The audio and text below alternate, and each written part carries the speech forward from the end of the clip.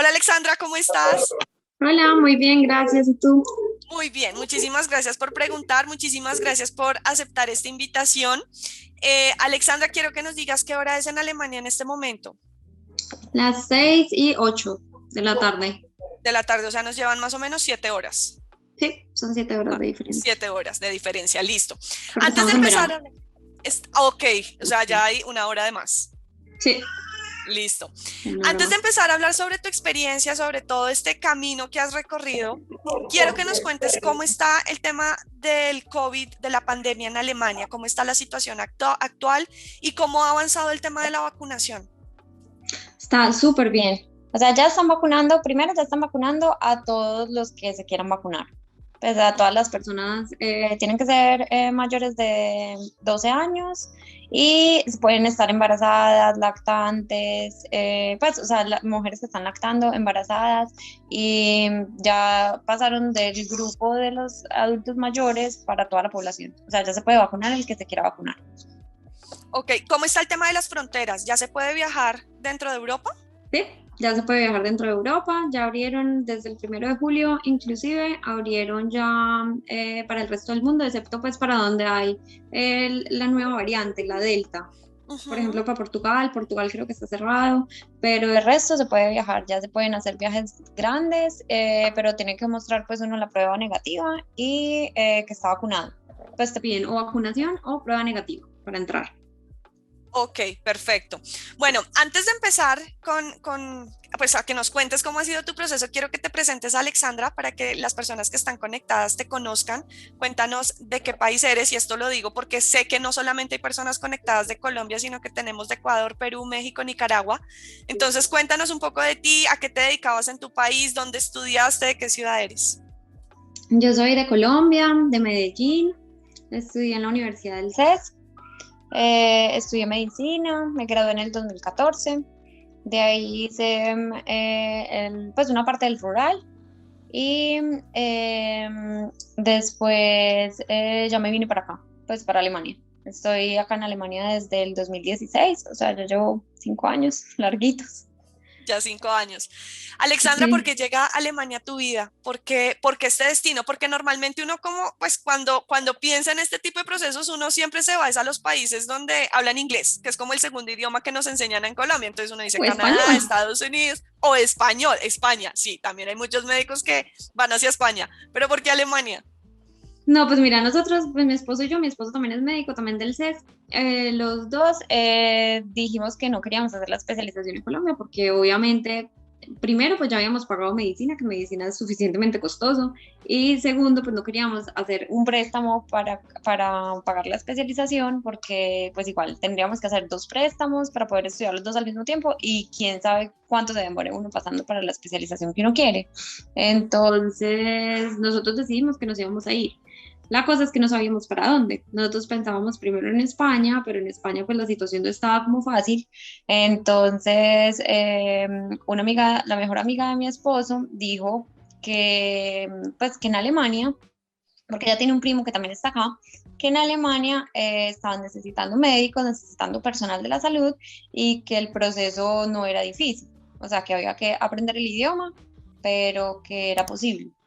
Entonces dijimos, bueno, pues ahorramos un año y después de ese año nos vinimos. Ok. Hay una pregunta que siempre me hacen los médicos cuando empiezan pues como a averiguar, a consultar este tipo de procesos y es ¿por qué si Alemania es una potencia? ¿Por qué si su sistema de salud está tan bien organizado, tan bien estructurado, equipos de última tecnología? ¿Por qué están buscando médicos por otro lado? ¿Qué es lo que está pasando en Alemania? Mira, lo que pasa es que acá en Alemania, para que las personas puedan estudiar medicina, tienen que ser demasiado buenos en el colegio. Y acá en el colegio lo dividen de una forma totalmente diferente que nosotros los colombianos no conocemos, pues o la gente de Latinoamérica no conoce. Entonces, dependiendo de las habilidades que el niño muestre o vaya mostrando, hay determinados colegios. Y solamente un determinado colegio pueden hacer habitúa, que la habitúa es como el trabajo final de grado para poder, pues y el examen, el trabajo final y todo eso para poder ingresar a una universidad y estudiar una carrera universitaria.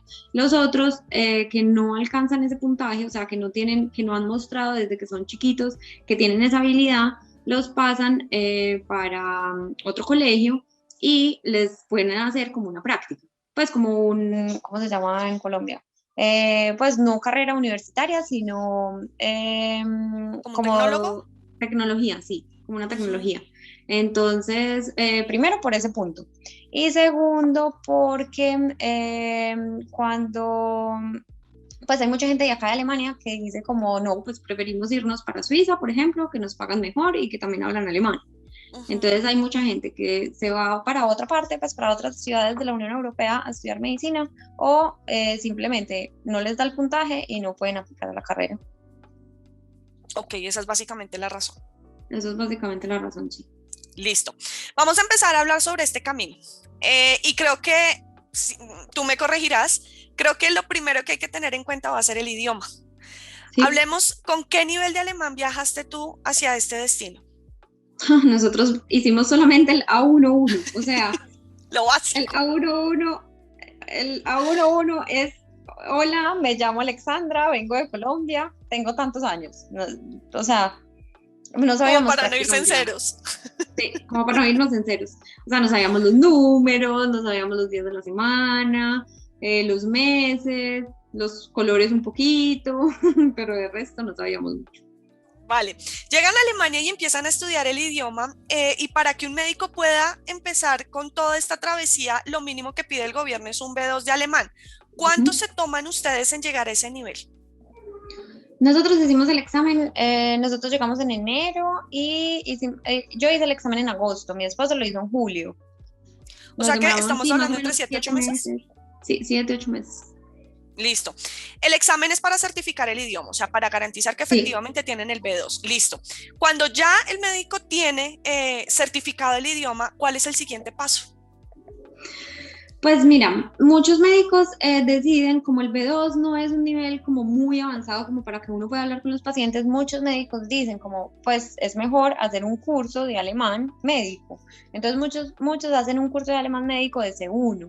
No es Ujú. obligatorio, pero lo que pasa es que el siguiente nivel es una prueba que se llama la Fachsprachprüfung, que es un examen donde uno demuestra que es capaz de comunicarse con un paciente, que es capaz de hacerle toda la anamnesis, que es capaz de hacerle todo el examen físico, que es capaz de explicarle qué diagnóstico tiene, que es capaz de decirle qué exámenes le va a realizar y por qué se los va a realizar y de explicarle todo en base a su enfermedad y al tratamiento.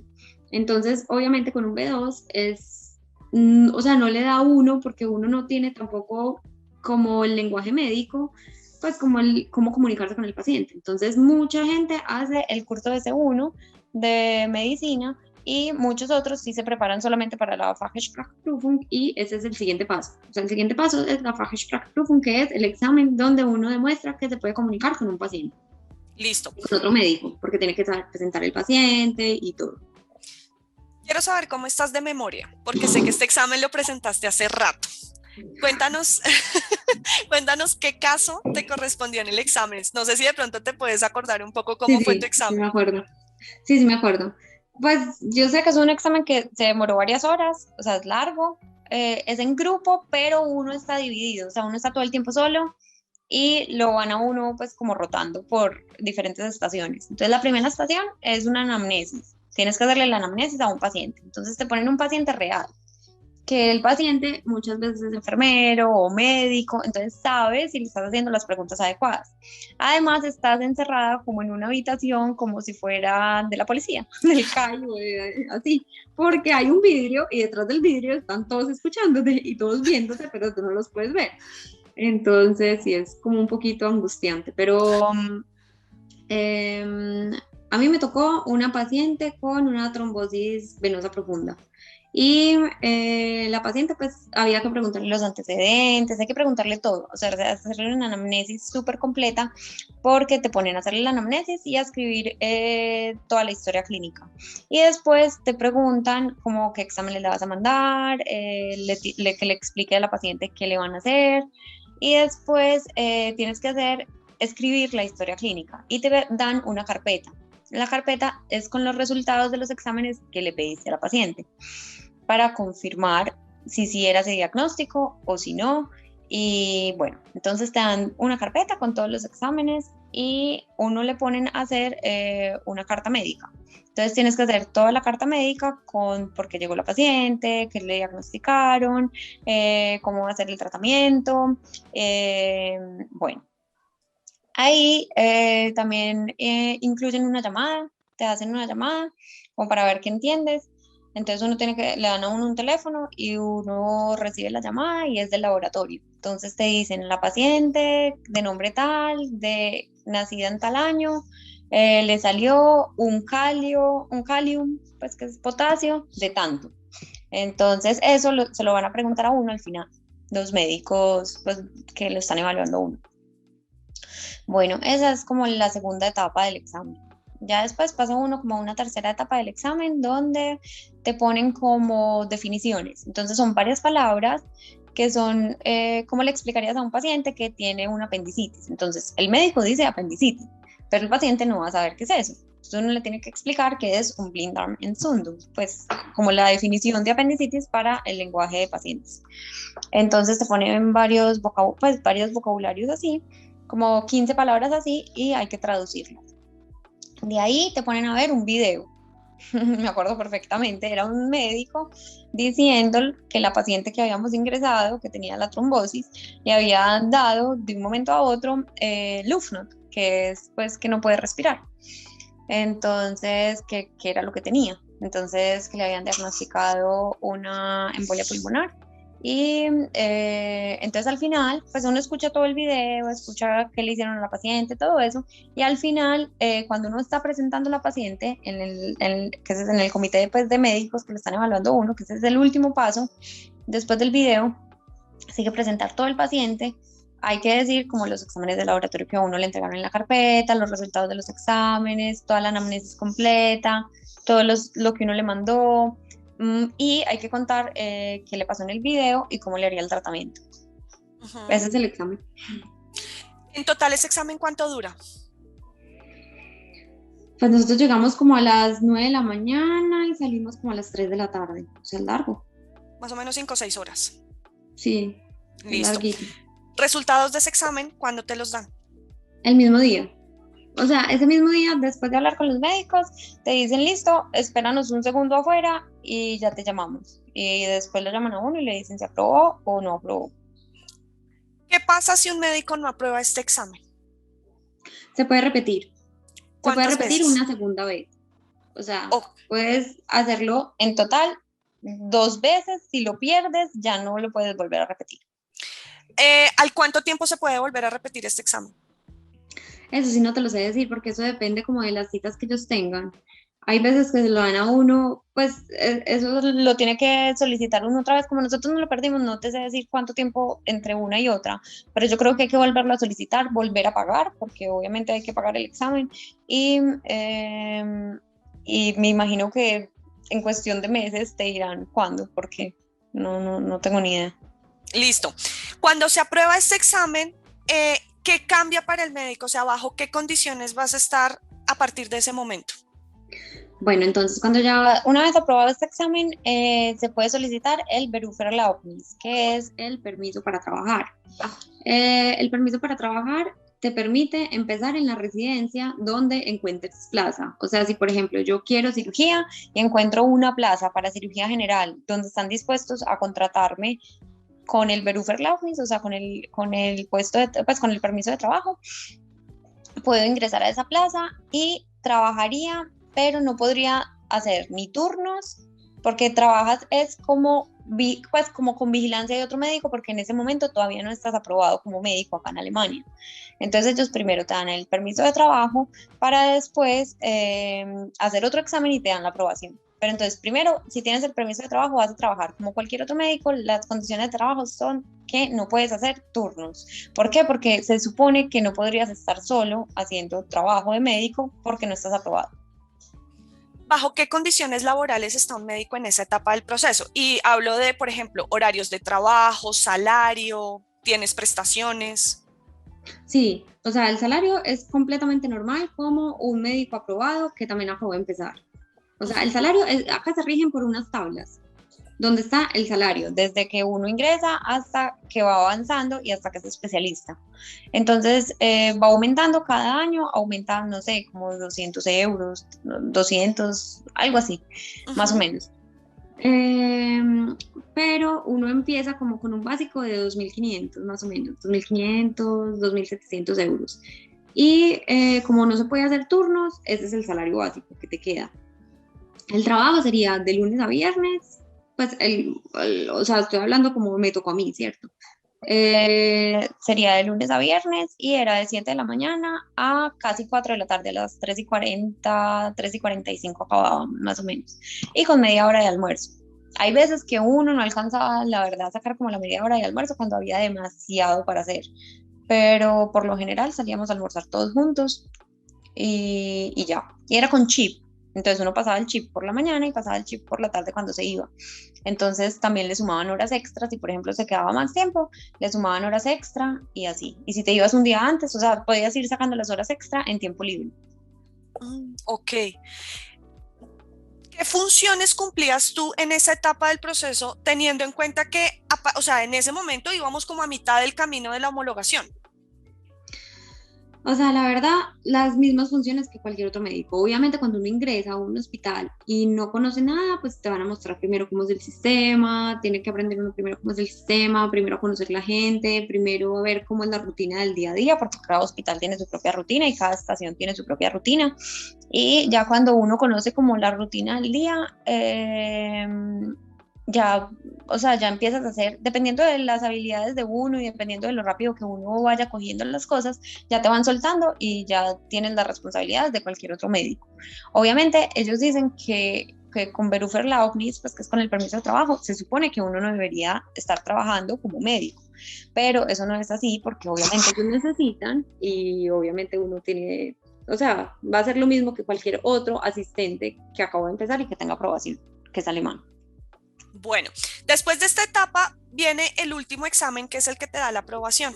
Háblanos sobre ese examen, cómo está estructurado, háblanos sobre también tu experiencia con el examen.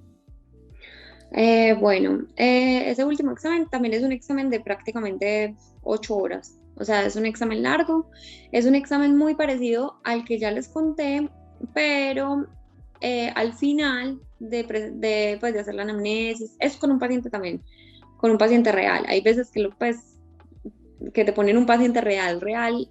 O sea, los alemanes en sí lo hacen en una clínica universitaria donde te ponen un paciente en una habitación. A nosotros no nos ponen un paciente real de una habitación, pero sí te ponen a una persona haciendo de paciente y diciendo dónde le duele, qué tiene, y los síntomas y todo. Te ponen también un paciente, hay que hacerle una anamnesis, hay que hacerle el examen físico, hay que hacer toda una historia clínica. Después de hacer esa historia clínica, que es muy parecido pues a lo otro al otro examen que ya habíamos visto, también es por etapas. Entonces pasa uno a la siguiente etapa. A nosotros nos pusieron a canalizar venas, entonces hay un muñeco para uno canalizarlo. Ellos te evalúan la sepsia, la antisepsia, pues o sea, todo, desde que uno limpia hasta que bota la aguja. Cómo pega la flasta, pues, o la curita que va encima del flexule, bueno, todo. Eh, nos pusieron a canalizar un paciente y nos pusieron una reanimación cardiopulmonar. Entonces, en esa reanimación cardiopulmonar era de a 2 personas. De resto, todo el examen por ahora era solo, ¿cierto? Ujú. O sea, uno solo. Y ahí te ponen con otro médico, uno da respiración y el otro da las compresiones torácicas. Y después los ponen a cambiar.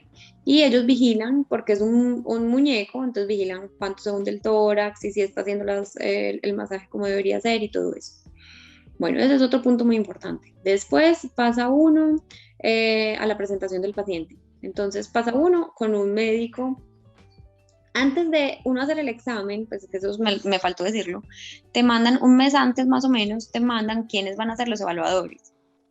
Entonces te dicen, por ejemplo, va a ser un cirujano vascular, va a ser un internista y va a ser un radiólogo. Entonces ya uno sabe en qué más enfocarse cuando va a presentar el examen, ¿cierto? Pero por lo general siempre hay que estudiar cirugía y hay que estudiar medicina interna. todos los temas básicos de cirugía y medicina interna van a entrar, pues pueden entrar. Y ya dependiendo de quién sea el examinador, pues el evaluador, también pueden entrar otros temas. Si uno está pues, de malas o de buenas, dependiendo de si le gusta o no, te puede tocar pediatría o te puede tocar ginecología o, bueno, o psiquiatría. Bueno, a nosotros nos tocó un médico internista que era oncólogo, o sea, hemato-oncólogo. O sea, que ya sabíamos que teníamos que estudiar cáncer. ¿Por qué? Porque nos iba a entrar de alguna u otra forma cáncer, leucemias, todo eso. Nos tocó un cirujano, que el cirujano era cirujano vascular, pues general y vascular. Y nos tocó un radiólogo y un ortopedista, creo. No me acuerdo si eran, creo que eran 4, y un ortopedista. Bueno,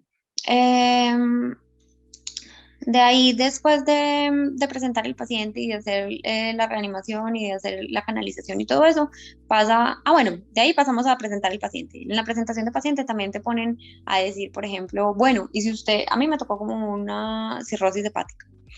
Si una cirrosis hepática con un cáncer esofágico.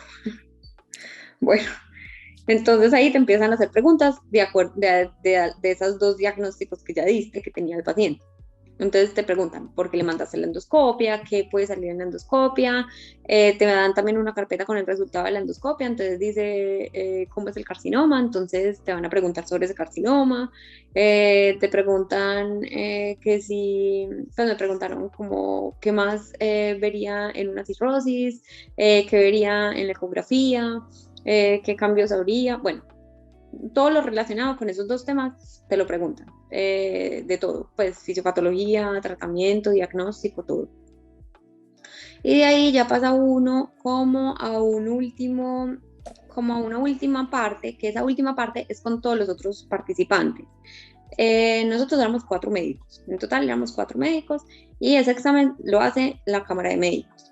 Eran 4 médicos y estaban todos los evaluadores y a cada persona le dan un electrocardiograma.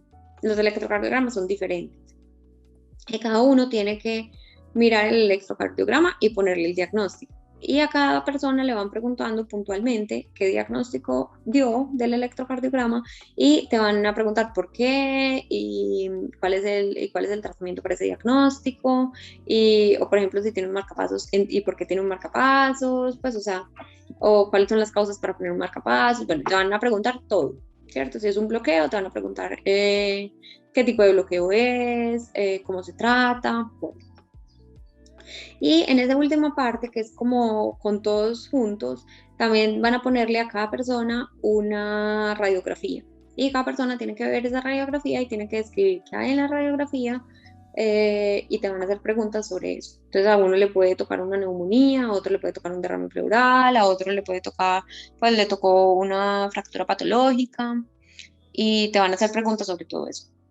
Y la última parte también es conjunta con esas personas, te van a hacer preguntas de lo que ellos quieran. Entonces, ahí preguntaron de leucemias, de anemia, no, de leucemia no, de anemia, nos preguntaron de anemia. Entonces le iban preguntando así a cada uno y cada uno respondía solamente pues cuando le tocaba el turno de que le preguntara. Y ya, después te dicen que esperes afuera y ese mismo día también te dan el resultado. Van llamando uno por uno y le dicen si aprobó o si no aprobó. ¿Qué pasa si no se aprueba ese examen? También lo puedes repetir otra vez.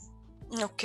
Lo puedes repetir otra vez, pero si ya lo pierdes, creo que ya no se puede volver a repetir, a menos de que uno cambie como la región, y si uno cambia la región, no estoy 100% segura que se pueda volver a hacer el proceso. Ok, ustedes lo pasaron con la primera vez. Sí.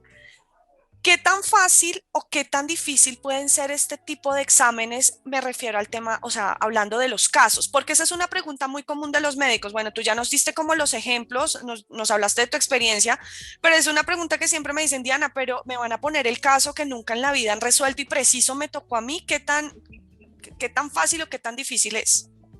Pues la verdad depende de la preparación, o sea, nosotros nos preparamos muy bien antes y sabíamos que, pues, o sea, con las personas que sabíamos que nos iban a evaluar, nos preparamos o nos enfocamos más en lo que creíamos que nos iban a preguntar, ¿cierto? Y también hay como bancos de preguntas donde uno puede buscar qué otros temas han puesto. Entonces, por ejemplo, nosotros fuimos de buenas porque creo que hasta el día antes del examen no habíamos leído cáncer de esófago. Ese día, el día antes del examen, leímos como un banco de preguntas y dijimos, ay, preguntaron cáncer de esófago, leamos un poquito de cáncer de esófago. Entonces leímos un poquito y ya sabíamos cómo, porque uno obviamente no puede saber todo de todas las enfermedades, o sea, es demasiado complicado.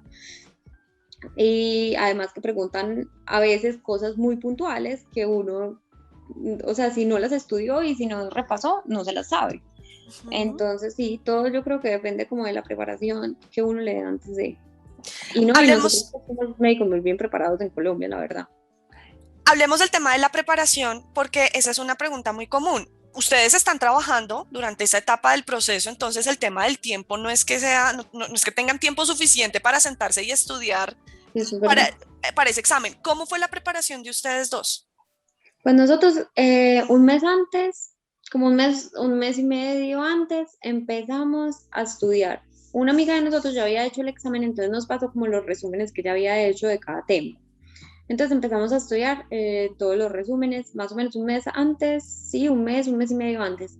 Y hacíamos un tema por día. Y nos aprendíamos, pues, o sea, nos volvíamos a aprender ese tema por día.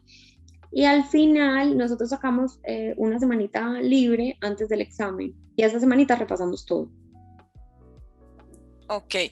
Bueno, al aprobar este examen, que ya es como el definitivo, obtienen la licencia médica. ¿Qué cambia para un médico a partir de ese momento teniendo en cuenta que la homologación ya está lista? No, ya, lo único que cambia es que ya entras en el sistema de turnos.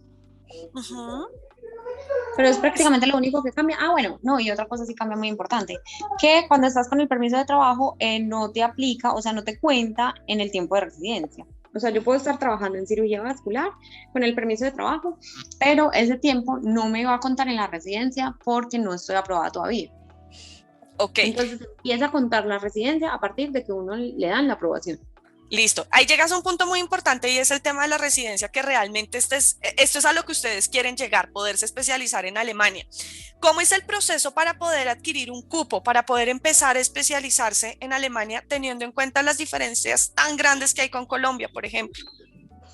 Bueno, para obtener un cupo, pues depende de lo que a uno le guste, ¿cierto? Pero si, por ejemplo, porque en las clínicas, o sea, medicina interna, pediatría, son más fáciles como de conseguir que las quirúrgicas, que es como yo creo que lo mismo que pasa en Colombia, que son más demandadas las quirúrgicas, entonces se presenta mucho más gente. Para adquirir un cupo, obviamente en una ciudad muy grande no va a ser fácil porque ellos van a preferir a alguien que hable perfecto alemán o que sea alemán y que ya tenga experiencia, obviamente. Claro. Entonces, no es tan fácil.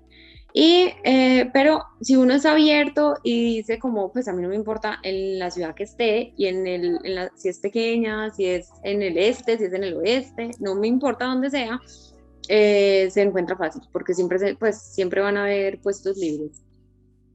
Por ejemplo, nosotros conseguimos una agencia de trabajo y esa agencia, pues hay unas agencias especializadas en buscarle trabajo a los médicos. Uno no les tiene que pagar absolutamente nada. Sino que a esas agencias les dan como un sueldo de médico cuando contratan, pues o sea, cuando llevan a un médico que va a ser contratado en un hospital determinado.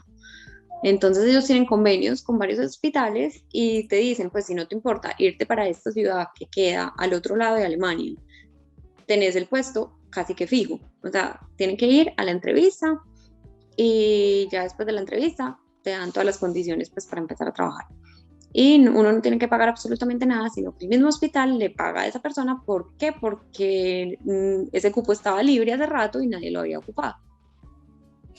Cuando un médico, y ya lo hablamos ahorita al principio, siempre piensa en especializarse, creo que uno le apunta, bueno, ustedes le apuntan a hacerlo en España por el tema de que es Europa, que el idioma pues es el nativo, pero sabemos que siempre ofrecen 15.000 cupos, de los cuales para extranjeros es un cupo menor. Entonces, realmente especializarse en España no es un proceso tan sencillo y tan fácil como lo hacen ver. ¿En Alemania hacen la misma clasificación? ¿Hay tantos cupos para extranjeros y tantos para alemanes o todos están en la misma igualdad de condiciones? Que yo sepa, todos están en la misma igualdad de condiciones, pero obviamente si uno está en una ciudad grande, pues te digo en mi caso, por ejemplo, que yo estoy haciendo cirugía vascular. Si cirugía vascular, tiene dos formas de hacerlo. Una es completamente directo, o sea, yo empiezo en cirugía vascular desde hoy y me gradúo en 6 años. Todo el tiempo viendo cirugía vascular, haciendo una cosa que se llama tronco común, que son los 2 primeros años, y después 4 años de cirugía vascular completamente. O tengo la segunda opción, que es hacer primero cirugía general y después especializarme en vascular, ¿cierto? Cirugía general dura 4 años y después vascular dura 2 años. Por ejemplo, si yo estoy en una ciudad grande y me presento para cirugía vascular, para empezar, ¿cierto? Pero hay otro cirujano que ya es cirujano general, que va a ser vascular y habla alemán perfecto, obviamente lo van a coger a él, pues mucho más fácil, ¿cierto? Entonces sí, como que depende de la experiencia que tenga cada persona y depende de la ciudad donde esté. Pero en las ciudades pequeñas, a mí, pues a nosotros nos fue demasiado bien en una ciudad pequeña, nos acogieron demasiado bien y la verdad prefiero 1000 veces empezar como en un hospital pequeño donde uno conoce a toda la gente, donde es más privado, a empezar en una uniclinic, que son unos hospitales grandísimos, súper subespecializados, donde no conoce uno a nadie, donde a nadie le puede preguntar nada, pues no sé. Pero en mi experiencia es mucho mejor una ciudad pequeña con un hospital normal, pues, o sea, no muy, muy grande. Sí, de hecho es la recomendación de todos, empezar por lo pequeño y ya después pues como que paso a paso van agrandando el proceso. Y además se mantiene el Háblanos, idioma. exacto, sí. Háblanos un poco sobre el día a día de un residente en Alemania, porque ustedes no están regidos bajo un cronograma como pasa aquí en Colombia. Digamos que el sistema educativo es muy distinto. Háblanos sobre ese día a día. Bueno, acá en Alemania, pues las plazas libres no las da una universidad, ¿cierto? Eso es lo que te iba a decir, pues como que me había faltado ahorita. No las da una universidad, sino que las da un jefe. Entonces, el Ujú. jefe, por ejemplo, de cirugía vascular, tiene determinado número de puestos libres. Por ejemplo, tiene 4 puestos para graduar 4 residentes, ¿cierto? Entonces, esos puestos depende del estudio de la persona. O sea, hay jefes que pueden graduar 7 personas, hay jefes que pueden graduar 3, hay jefes que pueden graduar 2, dependiendo de lo grande del hospital, de lo grande de la estación y de lo grande pues, y de lo que ha estudiado él. Ujú. Entonces, bueno, eso por una parte. Y segundo, pues el día a día, el de nosotros, pues el mío, yo empezaba a las 7 de la mañana, a las 7 de la mañana hacíamos el Frühbesprechung, que es como la ronda de por la mañana rapidita, o sea, no ronda, sino como decir qué es lo importante del día, qué pacientes van a ingresar y qué hay que hacerle puntual a cada paciente o, por ejemplo, qué pasó en la noche anterior, si hubo algún caso grave o si se complicó alguien de los que teníamos en la estación. Bueno, ese era el Frühbesprechung, ¿cierto? Después del Frühbesprechung, que era donde el jefe decía, por ejemplo, usted va a cirugía conmigo, usted va a estar hoy todo el día en urgencias, usted va a estar hoy acá en la estación haciendo curaciones y todo eso. Entonces, después de ese Frühbesprechung era la visita. La visita la hacían siempre todos, lo hacían siempre pues, todos los médicos y la visita es muy diferente como pues la ronda, que es la visita acá, es muy diferente a como lo hace uno en Colombia, que uno lo revisa al paciente de pelo a cabeza, no, de pelo a pies, no. Acá es como rápido, como cómo está, qué pasó, cómo tuvo la noche y simplemente, por ejemplo, si lo operaron de un bypass, mirar que el bypass esté abierto, que no tenga dolor, que la pierna esté caliente, que no esté fría, que no tenga cambios de coloración, que pueda mover bien, mirar las heridas, pero es muy rápido, o sea, a lo concreto, a lo que va. Ujú. Y mirar, pues, por ejemplo, preguntar si tiene dolor, si no tiene dolor, si hay que aumentarle los medicamentos para el dolor o si no. Listo. Eso se demora más o menos 1 hora, dependiendo pues, de la cantidad de pacientes que uno tenga. Pero hay más o menos 25 o 30 pacientes cuando la estación está llena y uno lo hace en 1 hora. O sea que es así. Sí, claro, rapidito. Rapidísimo. Bueno, como 3 minutos por paciente, ¿no? Pues, o sea, es muy rápido, la verdad. Bueno, después de hacer la ronda, se va uno, pues los que van para cirugía, Los que van a ingresar los pacientes, se van a ingresar los pacientes, y los que se quedan en la estación ya empiezan a hacer las curaciones o las otras cosas que se tienen que hacer en la estación, o a mandar los exámenes. Por ejemplo, si hay un paciente que le tienen que mandar una endoscopia, que eso fue lo que dijeron en la ronda, entonces esa persona que está encargada de la estación tiene que saber que hay que mandarle la endoscopia al paciente y tiene que estar pendiente, pues, y llamar a programar la endoscopia y todo eso, que lo recojan y que se la hagan. Y estar pendiente, pues, del resultado, obviamente. Sacar sangre, porque acá la toma de muestras, pues, de sangre y los laboratorios los hacen los médicos, no las enfermeras. Solamente las enfermeras, pues, como en urgencias o en cosas así. En urgencias o pues, en la sala de reanimación o en cuidados intensivos, muchas veces sí lo hacen las enfermeras, pero de resto es labor de médico. Entonces, casi siempre, pues, ponen a los internos, que son los médicos que están en el último año, pues, que se van a graduar casi, a tomar las muestras de sangre, y ya dependiendo de lo que vaya llegando en el día a día. O sea, si hay mucha gente en urgencias esperando turno y, por ejemplo, en la estación se desocupó uno, entonces uno va y ayuda al que está en urgencias, y así. Así era como el día a día de nosotros. ¿En qué año de tu especialidad vas? Terminé el tercero, voy Tercero, para o el sea, cuarto. el Pero en cuarto este año. momento, voy a empezar el cuarto, pero en este momento todavía no he empezado por la bebé. Estás en licencia de maternidad. Ujú. Pues Ok, ya se me acabó, de hecho se me acaba el 2 de julio, que es cuando ella cumple un año, pero voy a esperar otro poquito más. No voy a empezar todavía. ok. Eso Voy a es algo esperar un poquito.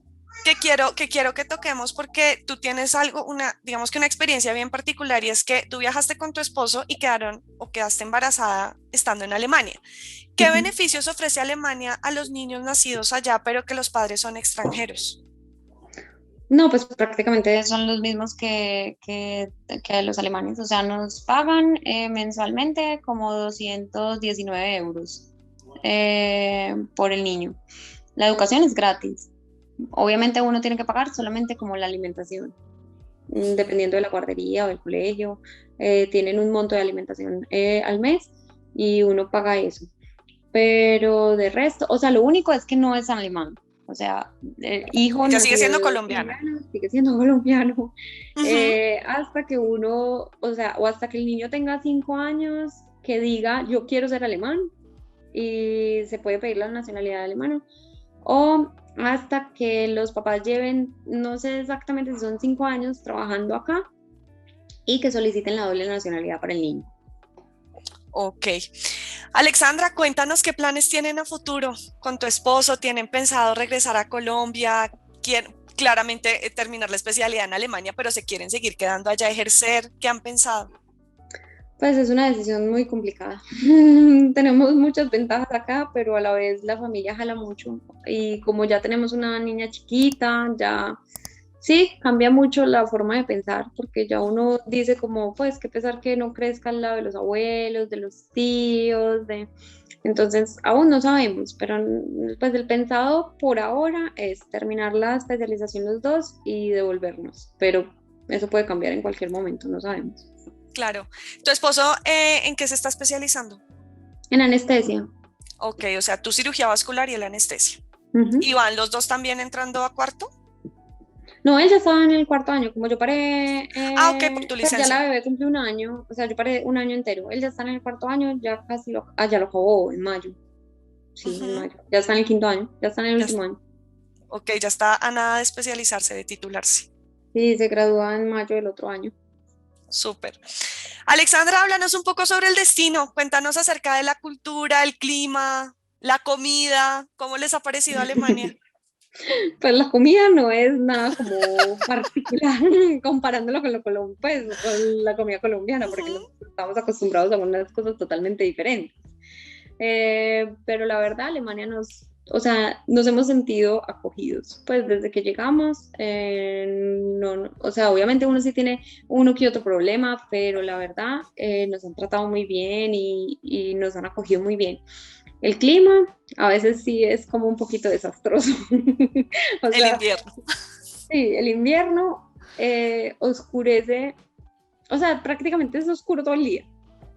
O sea, amanece muy tarde oscurece muy temprano, entonces si uno está trabajando, entra de noche, sale de noche, Sí. entonces es como, sí, a veces como muy maluco.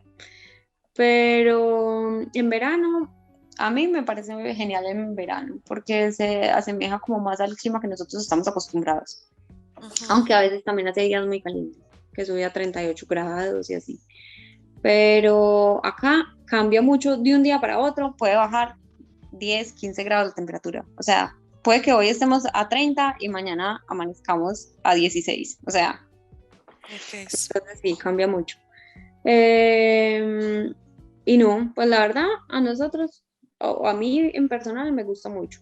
No me parece que los alemanes sean tan fríos. De pronto, como al principio, mientras te conocen, son un poquito más, o sea, no son como tan entradores como los colombianos que hablábamos y que en toda parte hacemos amigos. No tanto, pero inclusive aún así, si uno sabe el idioma, hace amigos también fácil. vale.